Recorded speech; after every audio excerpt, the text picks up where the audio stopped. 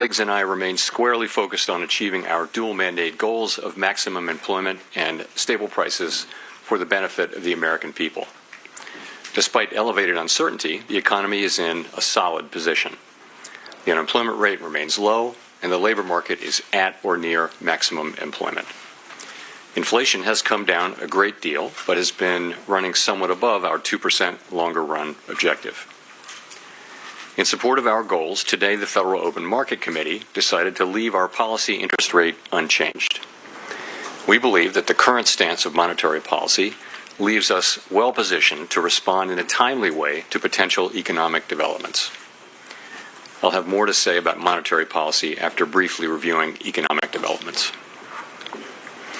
Following growth of 2.5% last year, GDP was reported to have edged down in the first quarter, reflecting swings in net exports that were driven by businesses bringing in imports ahead of potential tariffs. This unusual swing has complicated GDP measurement. Private domestic final purchases, or PDFP as we call them, which excludes net exports, inventory investment, and government spending, grew at a solid 2.5% rate. Within PDFP, growth of consumer spending moderated, while investment in equipment and intangibles rebounded from weakness in the fourth quarter. Surveys of households and businesses, however, report a decline in sentiment over recent months and elevated uncertainty about the economic outlook, largely reflecting trade policy concerns. It remains to be seen how these developments might affect future spending and investment. In our summary of economic projections, the median participant projects GDP to rise 1.4% this year and 1.6% next year, somewhat slower than projected in March. In the labor market, conditions have remained solid. Payroll job gains averaged 135,000 per month over the past 3 months. The unemployment rate, at 4.2%, remains low and has stayed in a narrow range for the past year. Wage growth has continued to moderate while still outpacing inflation. Overall, a wide set of indicators suggests that conditions in the labor market are broadly in balance and consistent with maximum employment. The labor market is not a source of significant inflationary pressures. The median projection for the unemployment rate in the SEP is 4.5% at the end of this year and next, a bit higher than projected in March. Inflation has eased significantly from its highs in mid-2022, but remains somewhat elevated relative to our 2% longer-run goal. Estimates based on the Consumer Price Index and other data indicate that total PCE prices rose 2.3% over the 12 months ending in May, and that, excluding the volatile food and energy categories, core PCE prices rose 2.6%. Near-term measures of inflation expectations have moved up over recent months, as reflected in both market and survey-based measures. Respondents to surveys of consumers, businesses, and professional forecasters point to tariffs as the driving factor. Beyond the next year or so, however, most measures of longer-term expectations remain consistent with our 2% inflation goal. The median projection in the SEP for total PCE inflation this year is 3%, somewhat higher than projected in March. The median inflation projection falls to 2.4% in 2026 and 2.1% in 2027. Our monetary policy actions are guided by our dual mandate to promote maximum employment and stable prices for the American people. At today's meeting, the committee decided to maintain the target range for the federal funds rate at 4.25% to 4.5%, and to continue reducing the size of our balance sheet. We will continue to determine the appropriate stance of monetary policy based on the incoming data, the evolving outlook, and the balance of risks. Changes to trade, immigration, fiscal, and regulatory policies continue to evolve, and their effects on the economy remain uncertain. The effects of tariffs will depend, among other things, on their ultimate level. Expectations of that level, and thus of the related economic effects, reached a peak in April and have since declined. Even so, increases in tariffs this year are likely to push up prices and weigh on economic activity. The effects on inflation could be short-lived, reflecting a one-time shift in the price level. It's also possible that the inflationary effects could instead be more persistent. Avoiding that outcome will depend on the size of the tariff effects, on how long it takes for them to pass through fully into prices, and ultimately on keeping longer-term inflation expectations well anchored. Our obligation is to keep longer-term inflation expectations well anchored and to prevent a one-time increase in the price level from becoming an ongoing inflation problem. As we act to meet that obligation, we will balance our maximum employment and price stability mandates, keeping in mind that without price stability, we cannot achieve the long periods of strong labor market conditions that benefit all Americans. We may find ourselves in the challenging scenario in which our dual mandate goals are in tension. If that were to occur, we would consider how far the economy is from each goal and the potentially different time horizons over which those respective gaps would be anticipated to close. For the time being, we are well positioned to wait to learn more about the likely course of the economy before considering any adjustments to our policy stance. In our SEP, FOMC participants wrote down their individual assessments of an appropriate path for the federal funds rate based on what each participant judges to be the most likely scenario going forward. The median participant projects that the appropriate level of the federal funds rate will be 3.9% at the end of this year, the same as projected in March.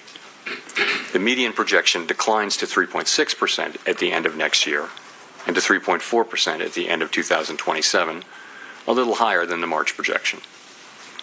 These individual forecasts are always subject to uncertainty, and as I've noted, uncertainty is unusually elevated. And of course, these projections are not a committee plan or decision. At this meeting, the committee continued its discussions as part of our 5-year review of our monetary policy framework. We focused on issues related to assessing the risks and uncertainties that are relevant for monetary policy and the potential implications for policy strategy and communications. Our review includes outreach and public events involving a wide range of parties, including Fed Listens events around the country and a research conference that we held last month.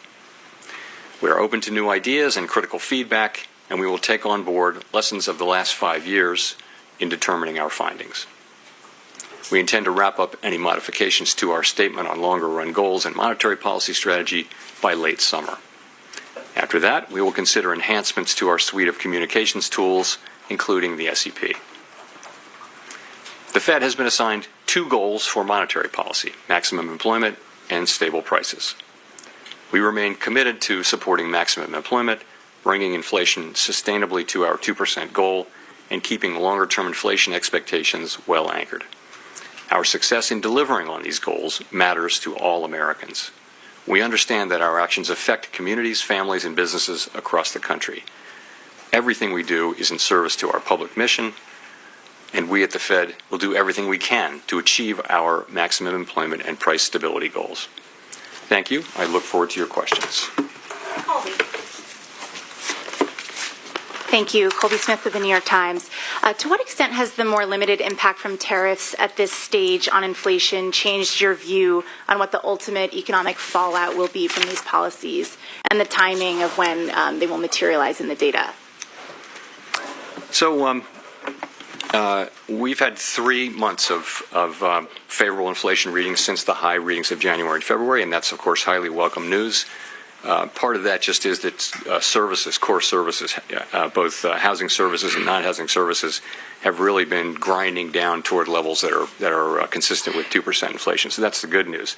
We've had goods inflation just moving up a bit, and of course we expect, as you point out, we do expect to see more of that over the course of the summer. It takes some time for tariffs to work their way through the chain of distribution to the end consumer.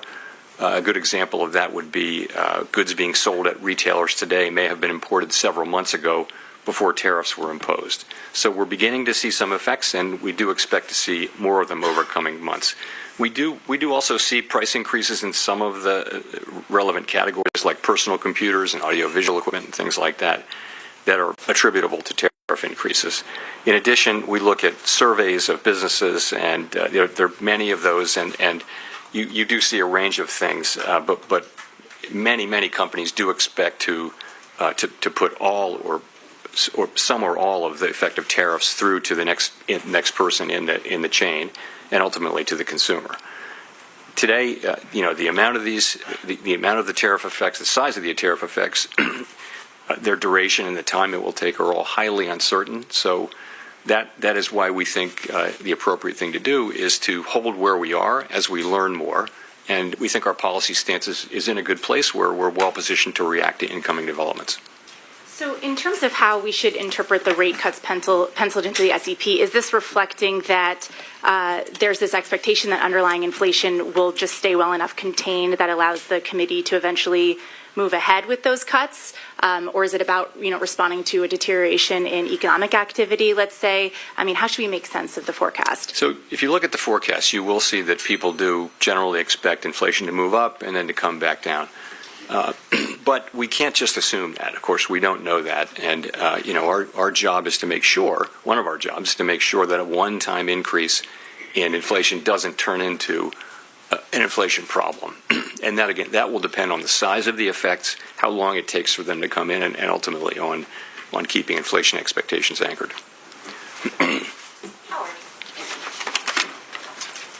Hi, and thanks, Chairperson Howard Schneider with Reuters.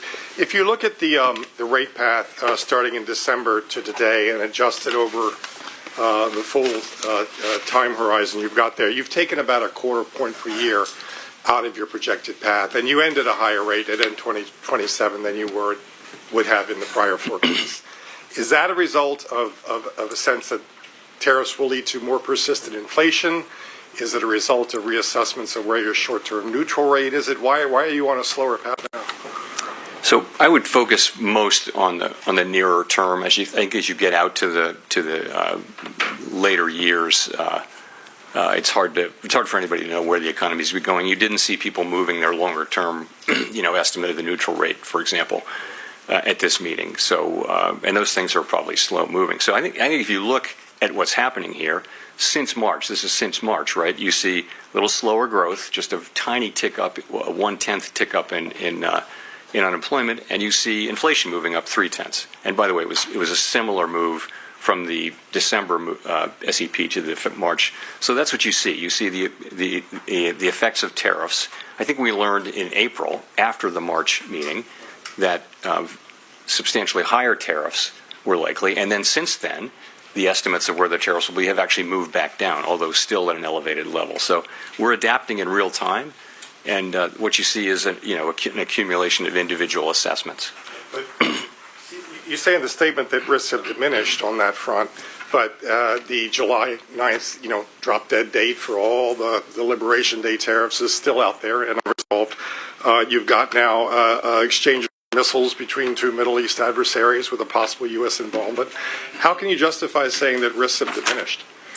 So what we said was that uncertainty uncertainty about the economic outlook has diminished but remains elevated. Many surveys say that.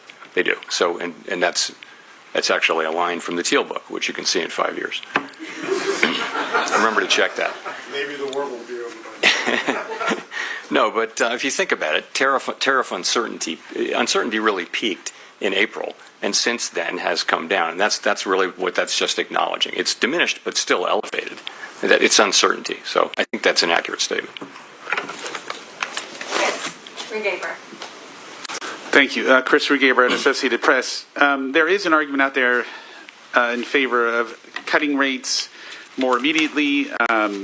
Inflation has continued to cool and is back to roughly 2% despite the tariffs. And I guess I also wanted to ask about, cracks in the job market with gross hiring slowing, concentrated in just a few industries. We've seen some housing data, including this morning, that have been pretty weak. Do you see any concerns that, the economy is weakening and that is a reason to cut rates going forward? So we do, of course, monitor all those things. I think if you look at the overall picture, what you're seeing is 4.2% unemployment and an economy that's growing at a rate hard to know given the unusual flows in the first quarter, but it appears to be 1.5%, 2%, maybe a little better than that. Sentiment has come up off of its very low levels. It's still depressed. So, you can point to things. The housing market is a longer run problem and also a short run problem.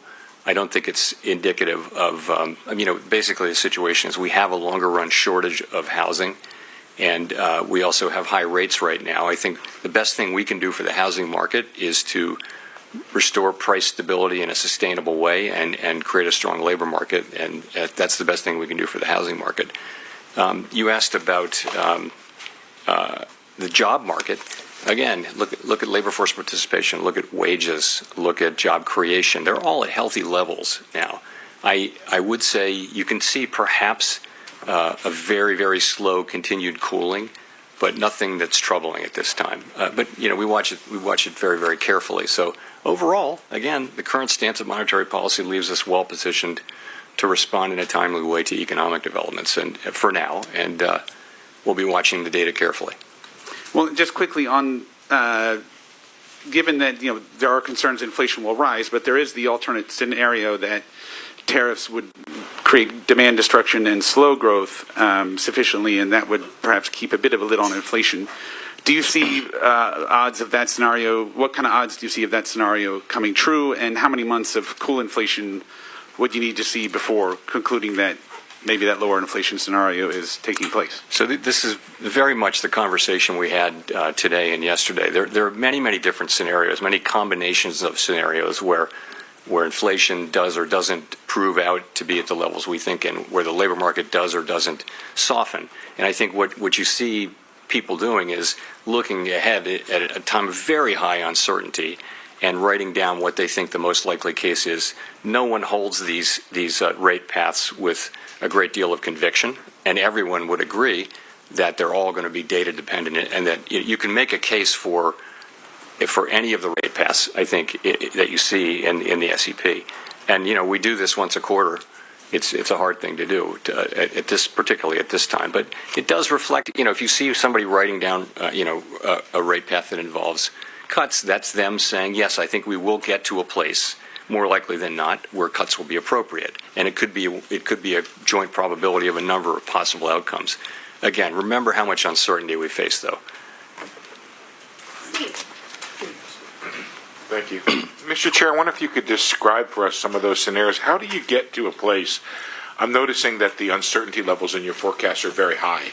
How do you get to a place where you have the confidence in the outlook for, say, inflation and or growth or the unemployment rate? How many months does it take, and what do you want to see in the data to get to that level of confidence to actually reduce rates off the restrictive level? So it's very, very hard to say when that will happen. We know that the time will come. It could come quickly.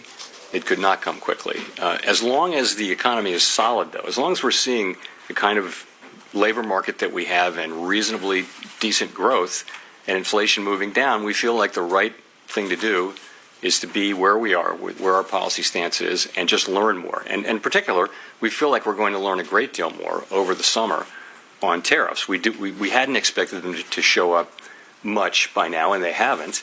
And we will see whether, to the extent to which they do over coming months. And I think that's going to inform our thinking, for one thing. In addition, we'll see how the labor market progresses. So at some point it will become clear. I can't tell you exactly when that will be. And meanwhile, we'll be watching the labor market very carefully for signs of weakness and strength, and tariffs for signs of what's going to happen there. And of course, there are many developments ahead.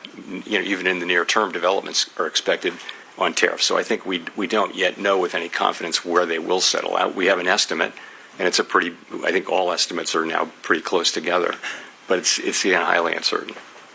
When you say estimate of the impact of tariffs on the core PCE, is that what it is? And could you share that? What you start with is what's the effective tariff rate overall, and people are managing to that. But the pass-through of tariffs to consumer price inflation is a whole process that's very uncertain. As you know, there are many parties in that chain. There's the manufacturer, the exporter, the importer, the retailer, and the consumer. And each one of those is going to be trying not to be the one to pay for the tariff. But together, they will all pay for it together, or maybe one party will pay it all. But that process is very hard to predict. And we haven't been through a situation like this. And I think we have to be humble about ability to forecast it. So that's why we need to see some actual data to make better decisions. We'd like to get some more data. And again, in the meantime, we can do that because the economy remains in solid condition. Nick. Nick Tamarosa of the Wall Street Journal. Chair Powell, I guess I'm wondering if you could explain a little bit more the divergence we see in the dot plot, particularly around the 2025 rate projections. I realize this is, you have one group of officials that are putting down no cuts, another that are putting down more than one. And again, recognizing that could be difficult to summarize, but is it a matter of people having a different outlook or a different reaction function, a different commitment to defending against another inflation mistake? How did that play out over the last 2 days? So you're right. This is often the case. We have a pretty healthy diversity of views on the committee. We did have strong support for today's decision and broad agreement that our policy stance does leave us in a good place. But I would point to two factors, and you mentioned them. The first is just that parties have a diversity of forecasts, and they do align with where their dots are. So if you have a higher inflation forecast, you're going to be less likely to be writing down, more cuts. But remember, as we see more data, we're going to learn more about where inflation is headed, and that means when it is time to look at resuming our normalization process, the differences you see should be smaller because we'll have seen actual data. Right now, it's just a forecast in a very foggy time. So that's the first part, is forecast. Secondly, people can look at the same data and they can evaluate the risks differently, as you know. And that includes, the risk of higher inflation, the risk that it'll be more persistent, the risk that the labor market will weaken. People are going to have different assessments of that risk. So that you put that in there too. So those are the two ways that the two things I think that drive these things. Remember though, as I mentioned earlier, with uncertainty as elevated as it is, no one holds these rate paths with a lot of conviction. So that's really where it is. It's a function of those things, and I think as the data come in, you should see those differences diminish. If I could follow up, you've said the policy is in a good place and that it's modestly restrictive. Given all the uncertainty you just talked about, tariff levels, uncertainty around the pass-through, is it price increases versus margin compression, some of the softness that Chris talked about in labor and housing, why wouldn't it be better to have rates at a more neutral setting as the economy heads into this period of very high uncertainty? So if you just look backward at the data, that's what you would say, but that's not. We have to be forward-looking, and the thing that every forecaster, every outside forecaster, and the Fed is saying is that we expect a meaningful amount of inflation to arrive in coming months, and we have to take that into account. So I think a backward-looking look would lead you to a neutral stance, but we can't. We have to look at that, and because the economy is still solid, we can take the time to actually see what's going to happen. There's a range of possibilities on how large the inflation effects and the other effects are going to be. So we'll make smarter and better decisions if we just wait a couple of months or however long it takes to get a sense of really what is going to be the pass-through of inflation and what's going to be the effects on spending and on hiring and all those things. Mr. McKee. Michael McKee from Bloomberg Radio and Television. Your friend down at 1600 Pennsylvania Avenue continues to lob insults in your direction, and I'm wondering, given now that the Supreme Court has maybe carved out the Fed from some of the legal implications of that, whether this is just noise that the markets and everybody should ignore until your term is up, or whether you worry that it could lead to more pressure on confidence on Wall Street, on consumers, about the outlook for the economy.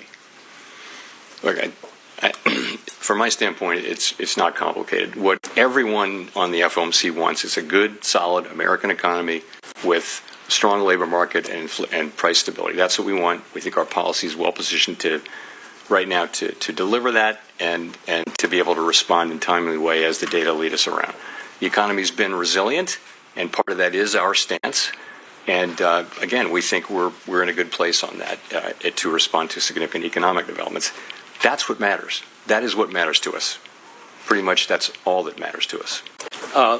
I need to ask, assuming you are not reappointed, would you stay on as governor when your term as chair ends? I'm not thinking about that. I'm thinking about this. Andrew. Thanks, Mr. Chairman. I guess with workplace raids increasing, picking up significantly, what kind of effect would that have on the labor market Sorry, in the short with term? what picking up? Workplace raids. So you're asking immigration. Yeah. You know, I wouldn't want to speculate. One way to get at that from an economic standpoint, we of course don't comment on immigration policy. It's not ours to make or comment on. But what you see is an unemployment rate that has been really solid and at a low level, not really increasing. It's been in a good range and well within the range of mainstream estimates of maximum employment. And that means, like, part of that is that labor demand and labor supply are kind of moving down at the same rate. Labor demand is softening. You see that in job creation, but it's still kind of at a healthy level. And labor supply is diminishing because the immigration numbers that we see are much lower than they were. So those two factors, supply and demand, that's what has kept the unemployment rate in a reasonably stable place. Okay, thanks. The other thing I wanted to follow up on is if you could elaborate on the potential changes to the SEP that you suggested were part of the framework review, I think. So the framework review really has two tracks, right? The first track is our policy framework that is reflected in the consensus statement. And we've said that we would finish that and announce it by the end of the summer. So we're well along in that process. We've had the meetings that we need to have, and we're now going to be going into, into discussions about, specific changes to language. So that's the framework part of it. The second part of it is our communications tools and practices. Pardon me. And that part comes next. Okay, that's what we're going to do in the meetings this fall. Actually, what we did at this meeting, though, is we sort of prepared the ground for that. We had a meeting where we talked at a high level about a number of ideas. The SEP is part of it. Many other ideas. It's sort of how do we think our communications can be improved? There are a number of ideas. People offered a really it was a great conversation. Number of ideas, but we're going to look at those with staff briefing and a lot of thought in the fall. And I would say when it comes to changing communications, I would only support things really that only implement things that have very broad support. And also, you want to be really careful because I think our communications are pretty well received. They're not broken. So more is not necessarily better, but better is better. So we're going to be looking at ways to do things that will improve the clarity of what we do for the benefit of the public.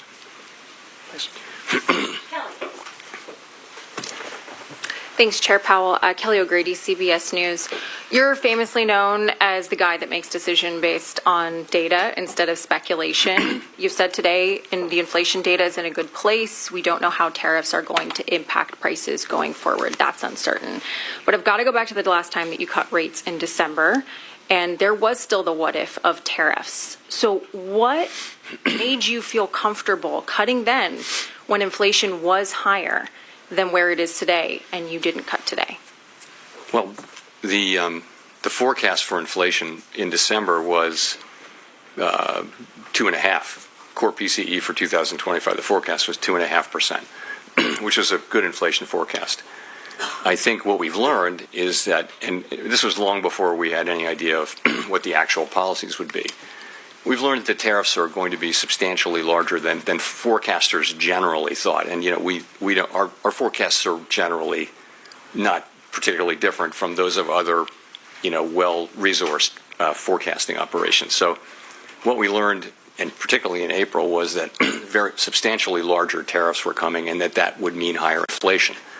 That's what happened. And so you saw 2.5% forecast in December, you saw 2.8% in March, and you see 3.1% now. So it's 0.6 higher inflation for 2025, and that's a big part of the change, and that's due to the effects of the tariffs that are, we don't know where they're going to land, but it's pretty apparent they're going to land higher than outside forecasters were really guessing at the end of last year. My follow-up to that, I think consumers, right, we're looking for relief on rates when it comes to mortgages, car loans. Small businesses want to take out more manageable loans. When you look at the cumulative inflation over the past 5 years, prices have risen over 20%. It's been a rough road. So what is the tipping point then for the wait and see approach in terms of how much it's going to help versus when it hurts the American consumer? Well, I mean, we're trying to restore price. The best thing we can do for the public that we serve is restore price stability. If we can, and we will, restore price stability, meaning 2% inflation on a durable, sustainable basis, that, and also maximum employment. If we restore those things, that's the best thing, and that is our goal. The best thing we can do for the American people, for households and businesses, that is the ultimate thing that we can deliver. And they can make their decisions without having to think about inflation all the time. So in the meantime, we have to keep rates high to get inflation all the way down. They're not very high, let's be honest. I would say policy is modestly or moderately, probably modestly now restrictive. If you look at the economy, it's not performing as though it were performing under very strict monetary policy, very restrictive monetary policy. So I would say probably modestly restrictive.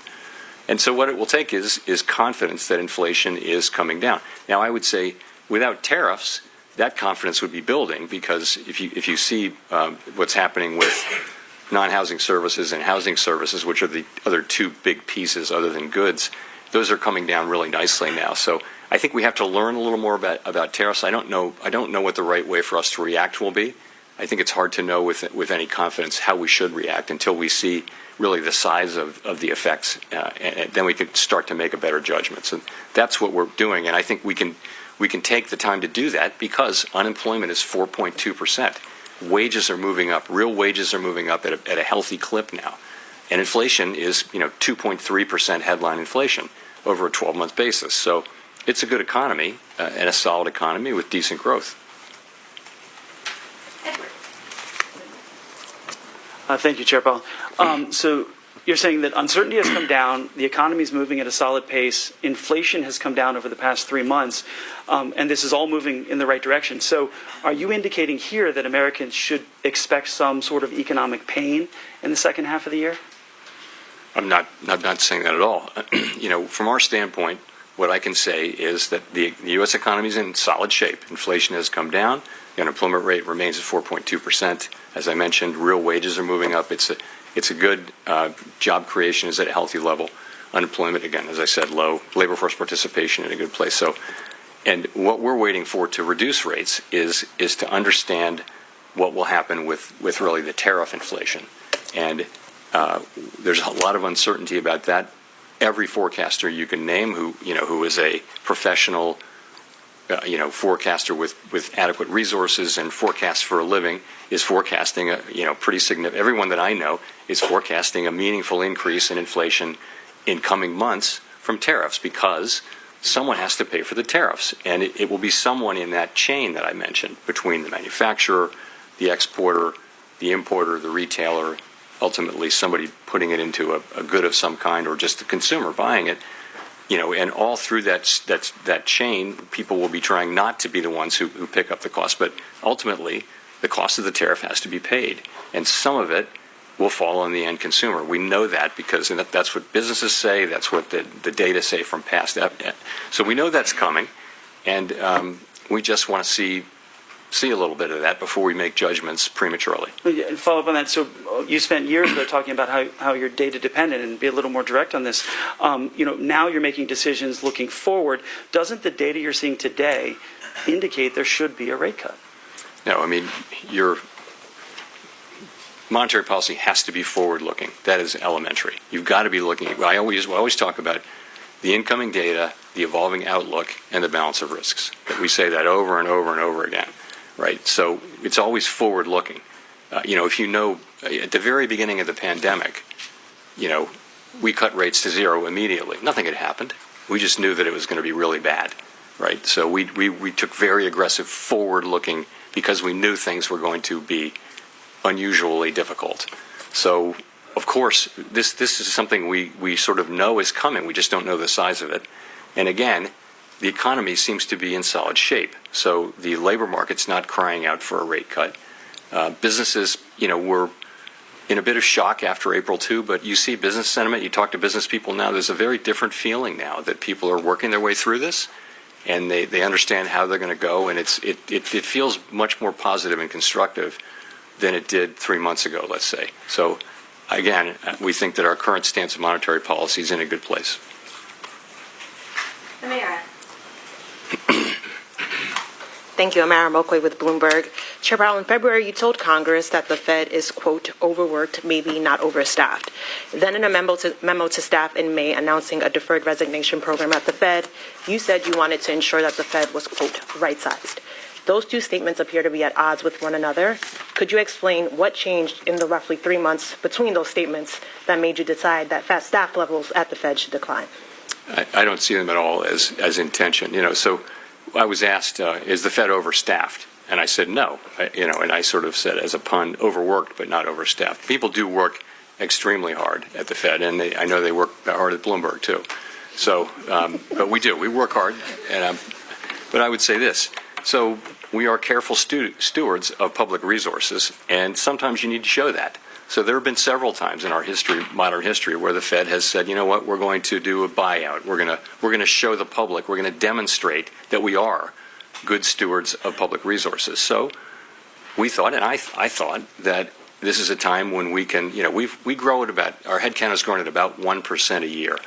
So over the course of a couple of years, we're doing a careful scrub of the board and all the reserve banks, and we're going to find 10% of employees who can do something else, where we can streamline our operations, and we think we can get there in a couple of years. We think we can do that, and we think this is without taking risk to carrying out our critical missions. So this is something you do very carefully, thoughtfully, and you do it again respecting that we have critical missions to carry out. I've had a lot of experience in my prior careers, with headcount reductions and things like that, and this is how you do it professionally. You do it carefully, thoughtfully, with a lot of planning, and you do it over a period of time. And I think the Fed will be fine. I think no one will notice any decline in our ability to carry out our missions, and I think it's just us wanting to demonstrate to the public that we are actually good stewards of their resources. We're effectively wiping out 10 years of headcount growth with this. So, we wanted to show that, that we're good stewards. How is progress on reducing headcount going so far? Are you on track to meet the goal? We're just at the very beginning. As you know, we're doing a buyout program. We're going to hit that goal.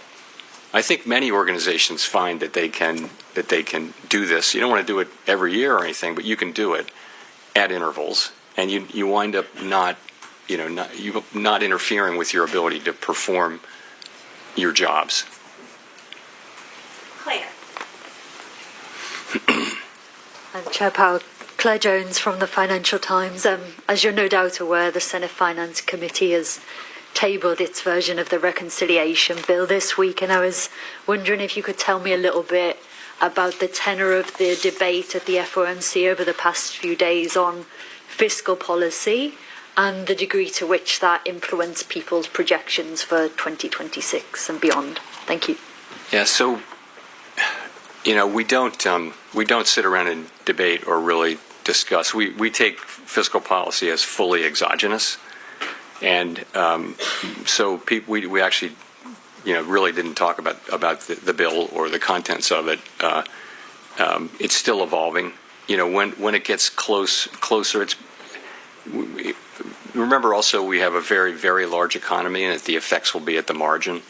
I expect that they may already be in, but they will be in by the next meeting. We'll make an estimate, but it's not a major thing. It's nothing that we discuss. It may have been mentioned a couple of times, but as something that's coming in. But I think the outcome is, we don't know the outcome yet there, so hard to be real specific. Neil. Thanks, Chair Powell. Neil Irwin with Axios. There have been some cutbacks in economic statistics collection in the last few weeks, worries that long-running problems around funding and response rates may be getting worse. How much is this concern on your radar? How much confidence do you have that the gauges you're watching to assess the economy are reliable right now? Two things. One, the data we get right now, we can do our jobs. I'm not concerned that we can't do our jobs. That's not the point. The point really is that we are starting to see,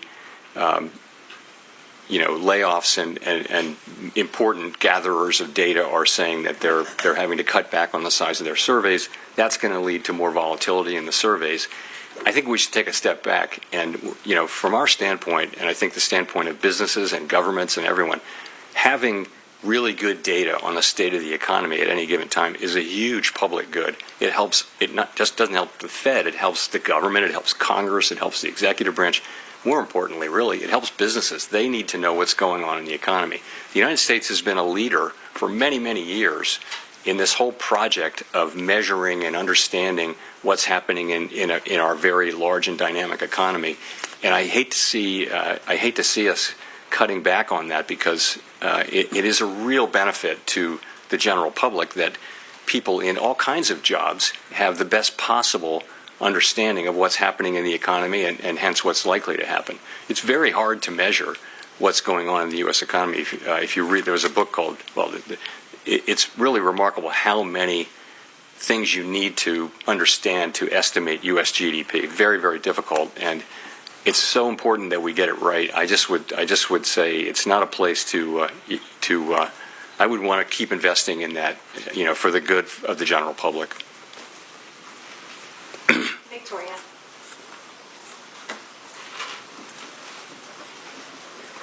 Hi, Victoria Guida with Politico.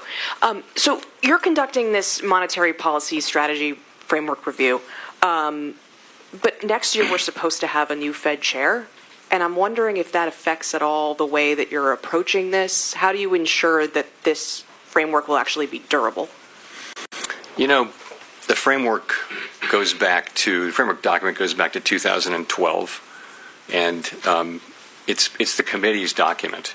It's not like we're going to invent a brand new way to do things. It's been an evolving document, so it shouldn't depend on who the chair is at all. It should depend on what's happening in the economy and what the committee wants to do. So, yeah, it isn't really tied to any particular chair. And we used to renew it every year. Now we do it every 5 years. So, but I don't think I've never heard anyone raise this issue that a new chair might want to come in and go in a completely different direction. I really don't think that's right. But that's not going to be up to me to decide. Is that affecting at all who you're consulting with? Not at all. Not in any way. Matt. Thank you. Chair Powell, Matt Egan from CNN. Relatively low gas prices this year have helped drive down inflation in recent reports, but that trend is starting to reverse given the crisis in the Middle East. How are you thinking about how the Israel-Iran conflict will impact the economy, especially inflation, and what lessons were learned during the 2022 period when another conflict, the Russia-Ukraine war, sent oil and gas prices skyrocketing?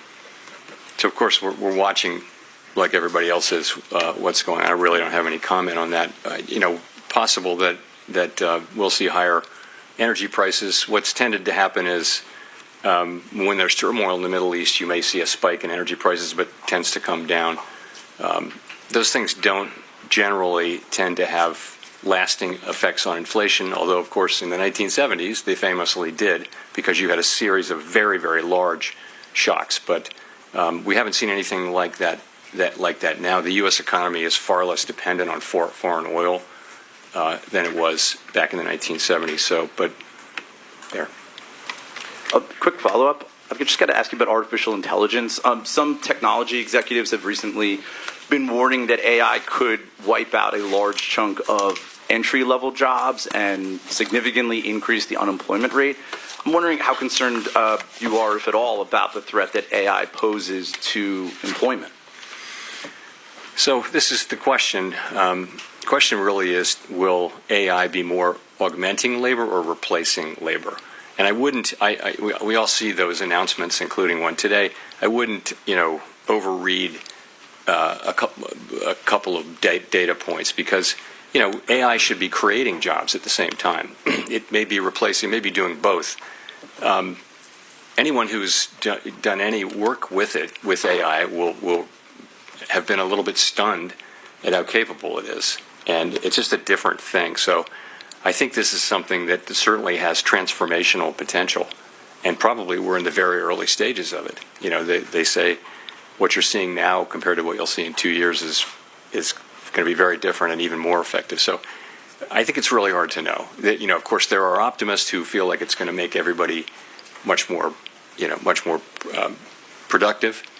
And there are those who think it's going to replace an awful lot of jobs right across the income spectrum, you know, white collar, blue collar, and everything. So I just don't know. We don't have a house view on that, but this is going to be a very important question for some time. Greg.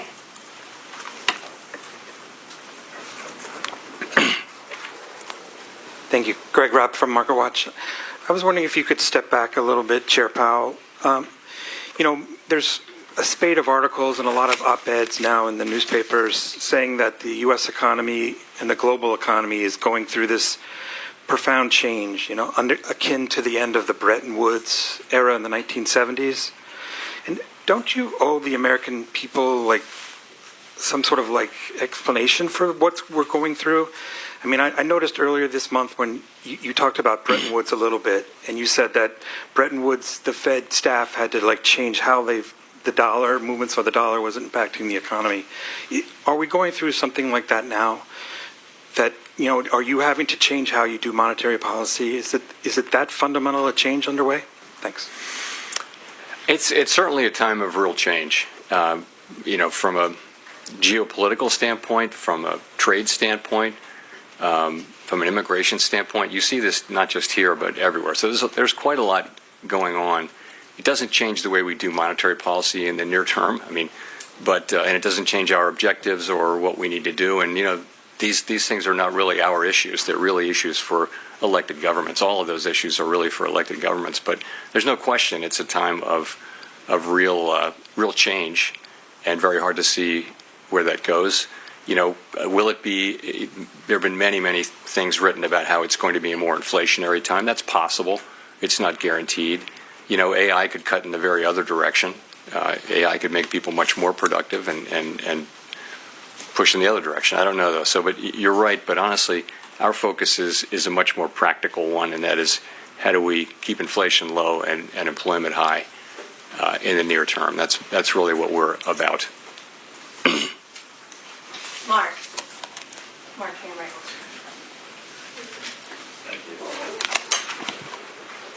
Hello, Chairman Powell. Mark Hamrick with Bankrate.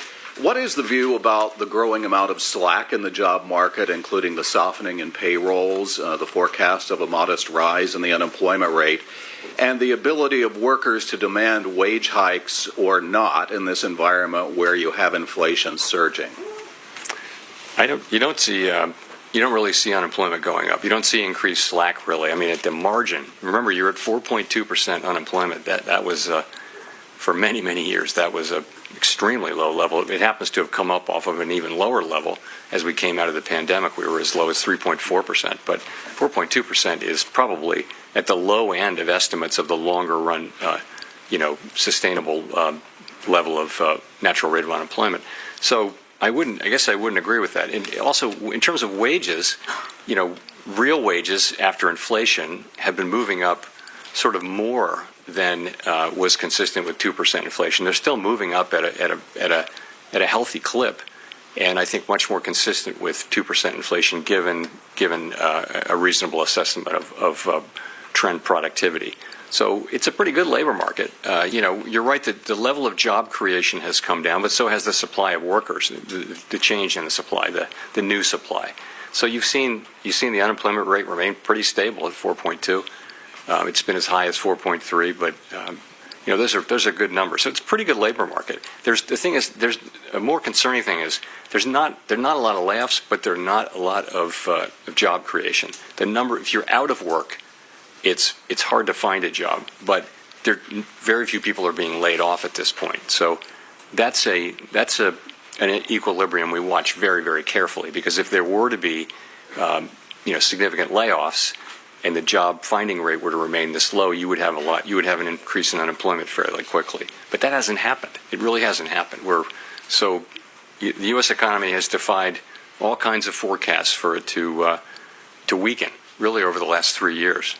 And it's been remarkable to see just again and again when people think it's going to weaken. Now, eventually it will, but we don't see signs of that now. Go to Jean for the last question. Hi, Chair Powell. Jean Young with MNI Market News. There's been a lot of talk about cuts. I wanted to ask you, why do you think there are no forecasts for rates to rise or even to stay where they are next year, given that the projection for inflation is to rise to 3%, and there's a lot of there's some skepticism over whether those price hikes will be a one-time event? So there are a number of people on the committee who wrote down no cuts this year, but some cuts next year. So, I think, people are writing down their most likely path, right? They're not saying there's zero possibility of other things. Really, it's think of it as the least unlikely path in a situation like this where uncertainty is very high. I think, again, people write down their rate paths, and they do not have like a really high conviction that this is exactly what's going to happen over the next 2 years. No one feels that way about their rate path. They feel like, what am I going to write down? I mean, what would you write down? It's not easy to do that with confidence. So I would just say it that way. We don't rule things in or out. Certainly a hike is not the base case at all. It's not something people are writing down. But in the meantime, we do the best we can with these forecasts, and I think they're representative of the different forecasts and different reaction functions that people on the committee have. So thank you very much. Thanks.